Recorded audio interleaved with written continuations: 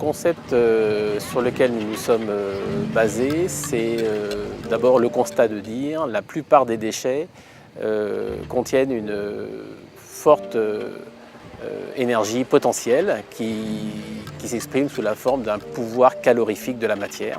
Que ce soit des déchets de type biomasse, végétal, plastique ou ordures ménagères. L'idée, c'est que ce potentiel énergétique, on puisse l'exprimer sous une forme stockable, transportable et donc sous la forme d'un combustible. Alors ici, nous avons notre démonstrateur BioGreen, en fait, qui est une unité containerisée créée pour la fondation Race4Water. Le container se compose en 3 parties. Une première partie process, une seconde partie commande et utilité, et enfin la dernière partie avec le moteur qui génère notre électricité et brûle notre gaz.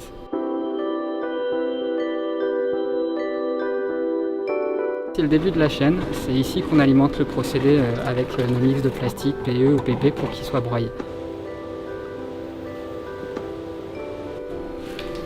Alors ici c'est le broyeur, là où les plastiques sont broyés et préparés pour le début de la machine et remontés ici et stockés dans cette trémie tampon.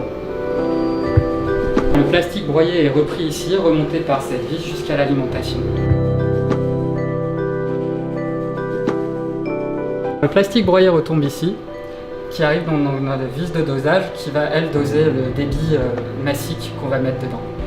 Donc ici on arrive dans le cœur du système, le Spirajoule, dans lequel la matière va tomber, va être chauffée par une vis sans fin à 800 degrés sans oxygène pour faire de la pyrolyse et convoyée en même temps par cette vis. La vis est, elle, chauffée par effet Joule, donc électriquement, comme dans les radiateurs.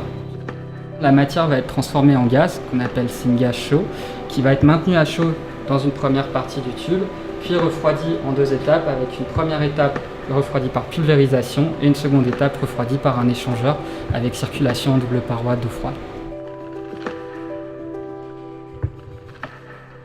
Une fois refroidi, le gaz va passer par une vanne 3 voies qui va permettre de rediriger soit vers la suite du process, soit en cas d'urgence vers une cheminée extérieure pour se mettre en mode arrêt et sécurité.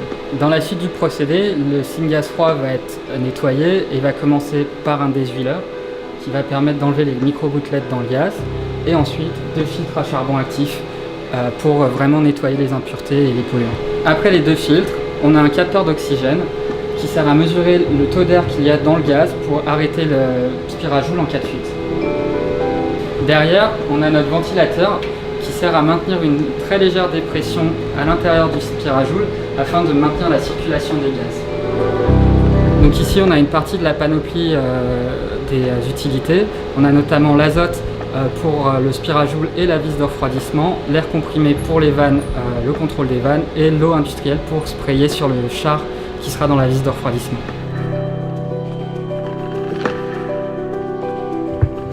La partie condensable des gaz refroidis va retomber dans cette cuve, va être extraite par une pompe, filtrée et refroidie et resprayée à l'intérieur des condenseurs pour refroidir le gaz. La partie solide du produit qui n'a pas été transformée en gaz va être extraite par cette vanne alvéolaire qui est là pour empêcher le retour d'oxygène à l'intérieur.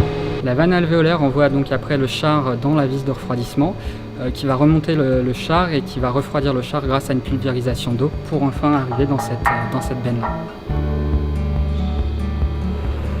Après le ventilateur, le syngas froid arrive donc ici, où on a le choix entre l'envoyer vers le moteur pour produire de l'électricité en mode dual fuel avec un peu de diesel, ou vers le brûleur au démarrage ou en cas d'arrêt moteur.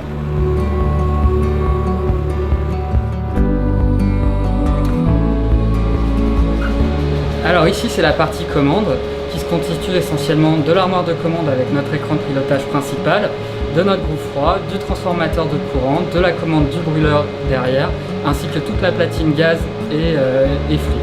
On a l'écran de pilotage principal du procédé, avec cette première page d'accueil où on voit un petit peu toutes les températures à l'intérieur de toute la ligne, avec aussi la possibilité de gérer nos paramètres comme le temps de séjour du produit à l'intérieur ou la température de traitement qui sont très importants, ainsi que d'autres paramètres comme la vitesse des ventilateurs ou les températures des cordons chauffants derrière qui sont aussi importants mais qui font partie du procédé.